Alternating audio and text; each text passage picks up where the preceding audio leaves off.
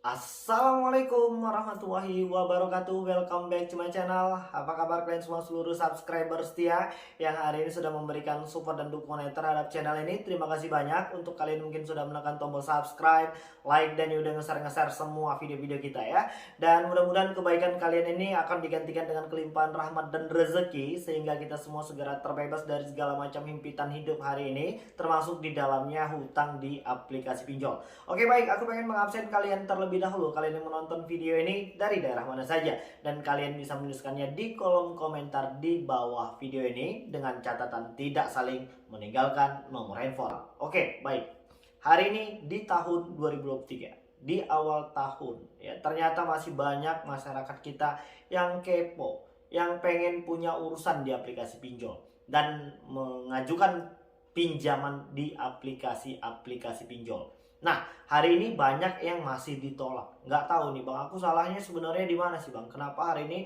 aku masih saja ditolak di aplikasi-aplikasi pinjol?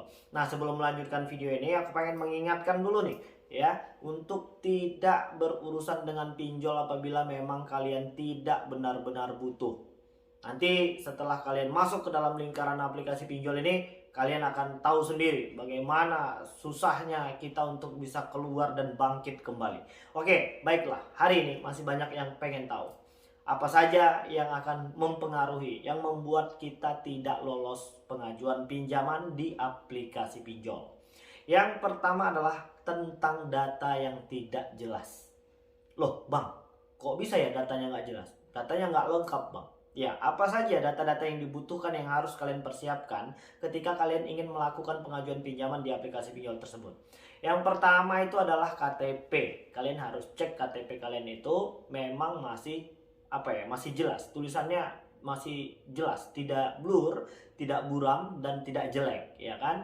Jadi tulisannya namanya misalnya Pak Andi, namanya harus jelas Andi, bukan Andu, ya kan? Dan yang kedua, kalian harus punya NPWP, dan hampir rata hari ini semua aplikasi-aplikasi pinjol legal OJK itu membutuhkan NPWP, nomor NPWP. Lantas hari ini Bang, aku nggak punya NPWP. Nah, itu merupakan salah satu kelemahan kita hari ini karena tidak melengkapi persyaratan ketika ingin melakukan pengajuan. Kalian bisa langsung buat NPWP itu secara online, jadi nggak perlu lagi ke kantor pajak. Itu yang kedua. Dan yang ketiga ya, kalian memiliki riwayat jejak pinjam meminjam yang kurang baik.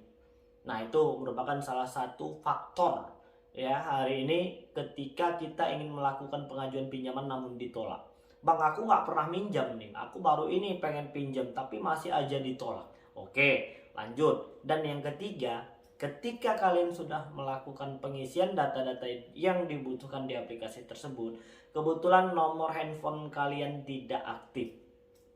Ada nggak yang ngalamin ke situ? Karena mungkin nomor baru nih, jadi kalian malas mengangkatnya. Sementara malamnya kalian tuh udah melakukan pengajuan pinjaman dan mengisi beberapa data-data. Jadi coba langsung setelah nanti kalian mengisi beberapa data-data, handphone itu nomor handphonenya kalian jaga ya. Mana tahu nanti di pukul 10 pagi, jam 1 siang, atau mungkin jam 4 sore itu mereka mengkonfirmasi melalui via telepon. Jadi nomor kalian harus tetap aktif. Nah, apalagi yang membuat kita ini nggak bisa lolos pinjol? Yang selanjutnya, ketika nama rekening dengan nama si pengaju pinjaman ini berbeda.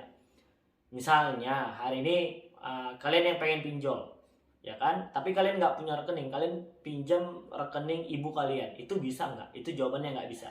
Jadi nama si peminjam dengan nama rekeningnya itu harus sama, karena mereka akan verifikasi dan pengiriman uangnya itu ke nomor si pengaju. Jadi kalau namanya dengan nama di rekening itu berbeda, maka mereka tidak akan meloloskan pinjaman kalian. Nah, yang selanjutnya ini adalah merupakan faktor yang paling penting. Sebelum kalian melakukan pengajuan pinjaman itu, coba kalian cek apakah aplikasi pinjol yang ingin kalian pinjam itu memang sudah membuka cabang-cabangnya itu di kota kalian. Misalnya nih ya, pengalaman pribadi untuk di aplikasi Tunaiku. Kemarin banyak yang mengadu, Bang, aku nggak bisa lolos di situ. Nah, untuk di aplikasi Tunaiku itu hanya masih untuk seputaran Jabodetabek doang. Jadi keluar dari Jabodetabek itu masih belum bisa dilayanin. Makanya buat kalian yang ingin melakukan pengajuan pinjaman itu, kalian harus cek dulu aplikasi yang ingin kalian pinjam ini ada nggak ya itunya cabangnya di kota kalian. Dan kalau untuk di aplikasi pinjol sih sepertinya hampir di semua kota ada. Dan sebelum kalian ingin melakukan pengajuan pinjaman itu, kalian harus sedikit lebih bijak dengan cara mencek satu persatu aplikasi pinjol yang ingin kalian pinjam. Apakah mereka itu sudah legal OJK atau tidak? Ntar kalau seandainya yang ilegal yang kalian pakai, maka secara otomatis urusan kalian akan bertambah 3 kali lipat. Yang pertama, kalian ingin membayar tagihan, kalian akan dikejar-kejar sama yang namanya tenor ya. Coba cek ya, dan pilihlah aplikasi pinjol yang hari ini tenornya itu benar-benar 1 bulan. Soalnya banyak juga yang kemakan iklan yang katanya tenornya 3 bulan, gak taunya 7 hari, ternyata itu ilegal. Dan pertaruhannya hari ini bunganya yang tinggi, nama baik yang sudah dibangun puluhan tahun akhirnya hancur lebur karena sudah masuk ke dalam uh, apa ya, zona dari aplikasi pinjol ilegal ini. Jadi kalian harus bisa lebih bijak lagi. Oke ya, jadi itulah tadi beberapa permasalahan yang sering dihadapin sama teman-teman kita yang hari ini belum lolos untuk melakukan pengajuan pinjaman. Itu ada beberapa faktor. Dan sepengalaman pribadi aku ya, untuk kalian yang hari ini masih saja penasaran dengan yang namanya pinjol itu, kalian bisa mencoba terus secara berulang ya. Kemarin di tahun 2019 banyak yang seperti itu ya. Jadi mereka melakukan pinjaman di pertama nih ditolak, yang kedua ditolak, yang ketiga, yang keempat berkemungkinan diterima. Itu pun mungkin sepertinya aplikasi-aplikasi pinjol ini punya limit ya, atau kuota per hari yang bisa mereka layanin dan terima. Dan itu sesuai dengan berdasarkan data-data yang mereka terima juga ya setelah kita kirimkan. Itu tadi ya, ada beberapa faktor-faktor yang memang mungkin hari ini kalian lupa atau mungkin belum lengkap. Nah, ini masalah terkait KTP yang paling sering, yang paling sensitif itu.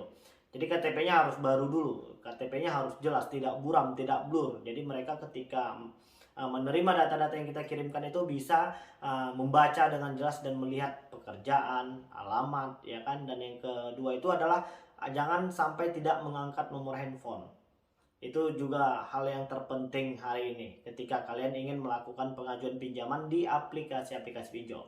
Oke, jadi mungkin itu dulu yang bisa saya sampaikan, dan mudah-mudahan video ini bermanfaat untuk kita semua. Yang jelas aku pengen mengingatkan, jangan berurusan dengan pinjol ketika kalian memang belum benar-benar butuh. Ntar nanti kalian susah sendiri. Udah tahu ya, pasti ada biaya-biaya tambahan yang akan kalian harus bayarkan ketika kalian bisa berhasil melakukan pengajuan pinjaman di aplikasi pinjol tersebut.